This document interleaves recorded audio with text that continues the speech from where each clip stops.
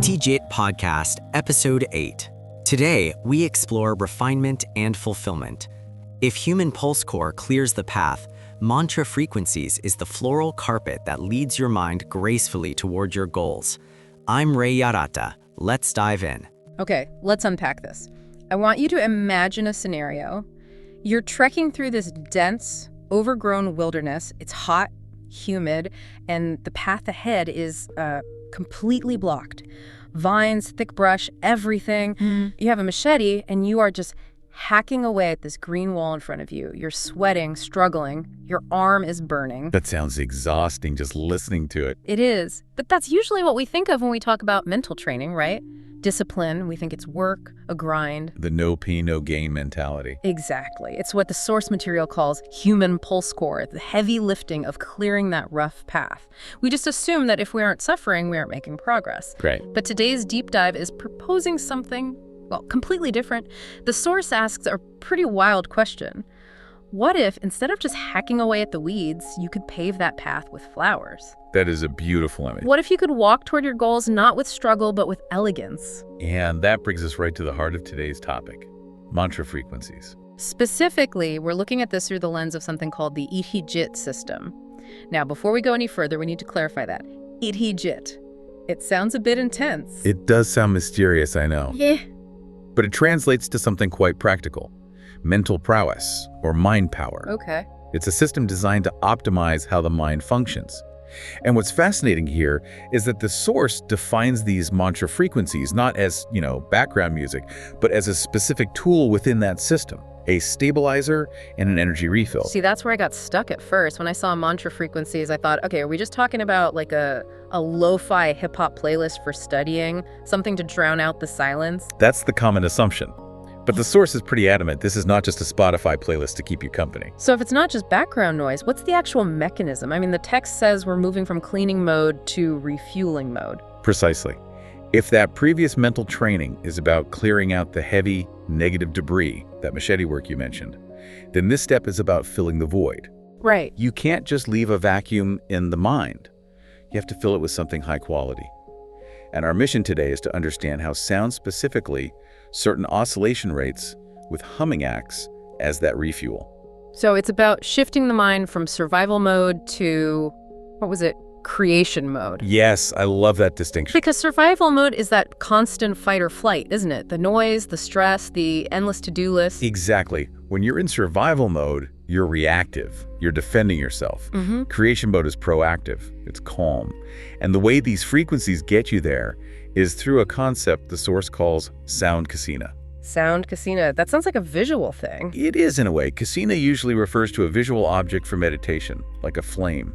Sound kasina is basically visualizing sound or using sound as the main anchor for your attention. Okay. But the mechanics are clever. Think about those expensive noise-canceling headphones. How do they actually work? Well, they have a mic that listens to the engine noise, and then they generate a sound wave that's the exact opposite to cancel it out. Right.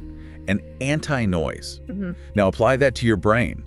We all have that internal chatter, the monkey mind, the doubts, the worrying about that email you sent. All the time. Well, mantra frequencies, by combining specific rates like Solfeggio frequencies with soft, continuous humming, they act as active noise cancellation for your thoughts. So it's literally canceling out the internal drama. It creates a neutral state, and when the mind stops fighting that internal noise, it naturally drops into alpha or theta brainwave states.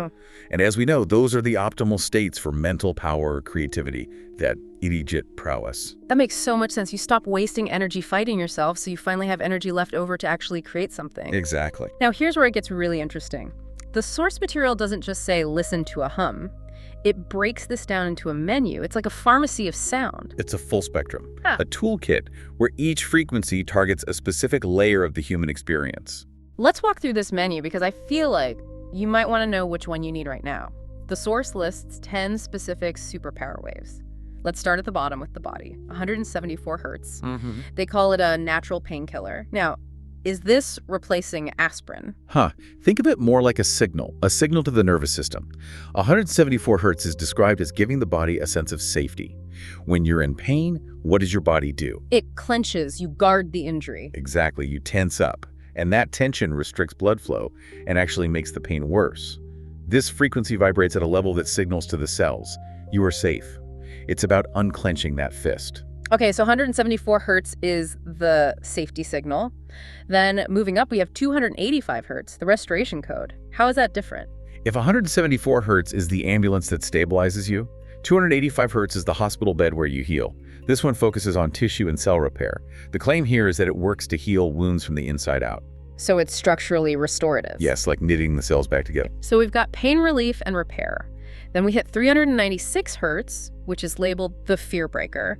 This feels like we're moving from the body to the emotions. We are. And this is a crucial pivot point. 396 hertz targets the subconscious. It's designed to liberate you from fear, guilt, trauma. The source describes this as building a rock-solid foundation. Why a foundation? Well, think about construction. You can't build a skyscraper on a swamp, right? If your subconscious is full of guilt or fear, your mental power is unstable. This frequency is about draining the swamp and solidifying that base so you can build. I like that. You can't build on a swamp. Okay, next up is 417 hertz, clearing negativity. This sounds a little similar to the fear breaker. It does, but think of it this way. 396 hertz deals with the deep structural stuff like trauma. 417 hertz is more about the daily residue. Taking out the trash. Exactly. Wiping the slate clean, it clears negative energy from your mind and your environment. It prepares you for change. Got it. And then we have one that I see mentioned a lot in these circles, 432 hertz, the universal tune. Ah, yes, 432 hertz is the celebrity of this list. It's popular for a reason. It's often linked to the Schumann resonance. Which is the Earth's heartbeat. Yeah, basically. Essentially, yes. The electromagnetic heartbeat. The idea is you're tuning your own biological rhythm to nature's rhythm. The source mentions it lowers blood pressure and heart rate. It provides a deep peace that, as the text says, money can't buy. The ultimate grounding frequency. It really is. So that's the first half of the spectrum. It feels very restorative, grounding, fixing what's broken. But now let's look at the second half. This is where we seem to shift from fixing to transforming. That's a great observation. We're moving from stability to capability. Kick us off with 528 hertz. The source calls it the miracle tone. That's a big title. And honestly, when I read DNA repair, my skeptic radar went off a little bit. It's a massive claim, and you're right to be skeptical. It sounds like magic. But the source frames this around the concept of resonance. You know how a wine glass will shatter if a singer hits the exact right note? Sure, because the sound wave matches the resonant frequency of the glass. Right. Well, biological structures have resonant frequencies too. The claim with 528 hertz is that it resonates with the essential vitality of life. It's associated with the solar plexus, your power center. Okay. So the idea isn't that the sound magically stitches you back together, but that it vibrates at a rate that encourages your cells to return to their original undamaged blueprint. It's about maximizing vitality. So tuning the instrument of the body. Okay. Next is 639 hertz, the relationship bridge. This is so important. The Ittijit system isn't just about you sitting alone in a room. We exist in a network of people. 639 hertz is about harmonizing your connections with others. So if I've got tension with a coworker or a partner, this is the frequency. It facilitates communication, understanding, empathy.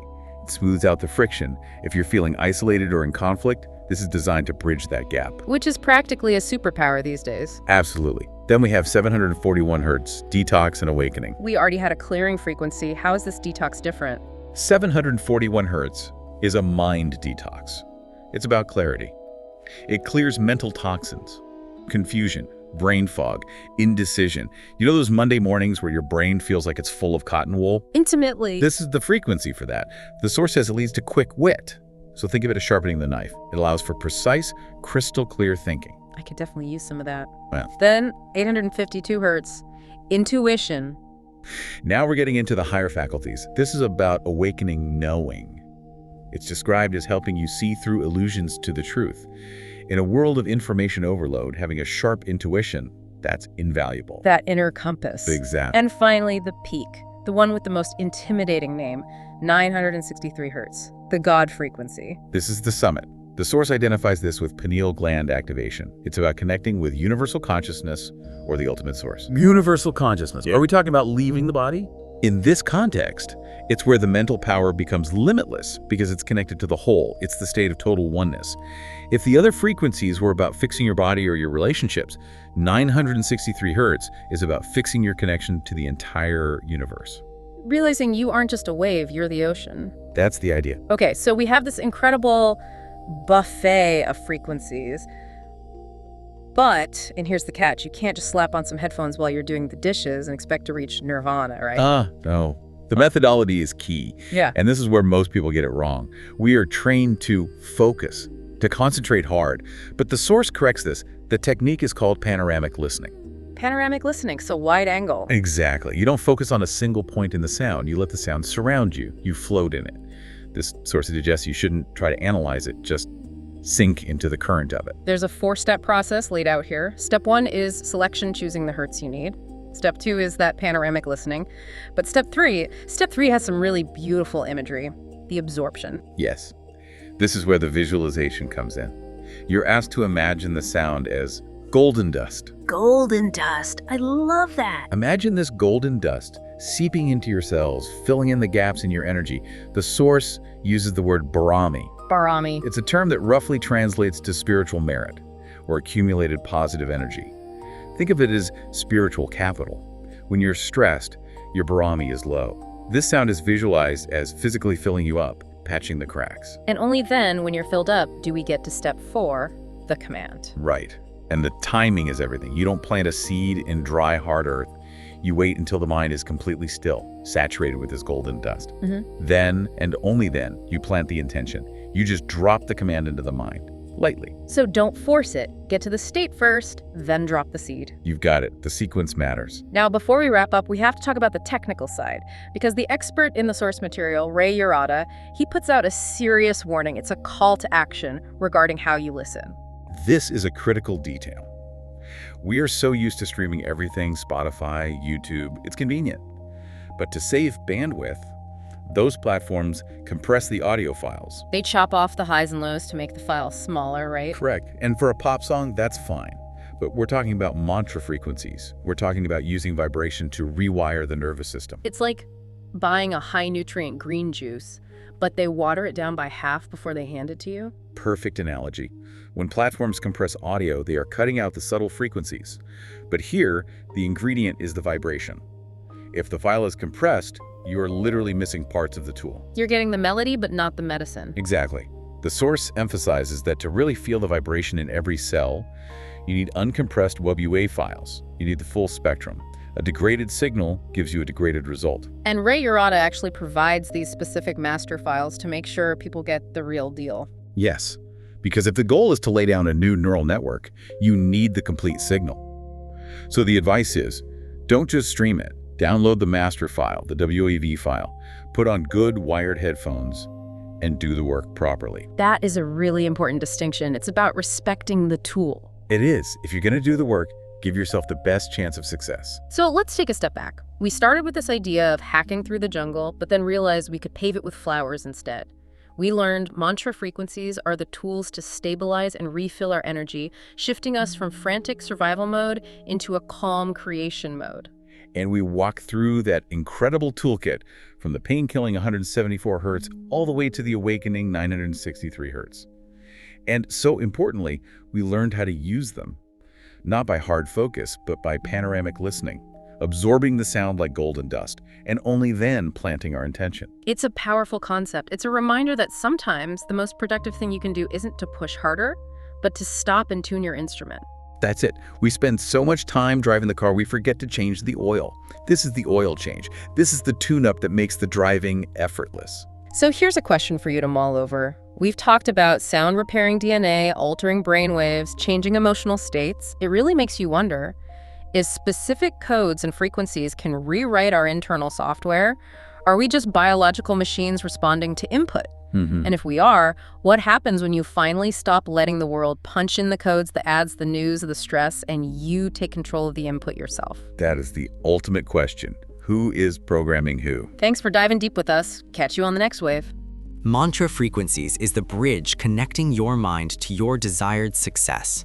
For 100% full-dimensional resonance, I recommend using uncompressed master files.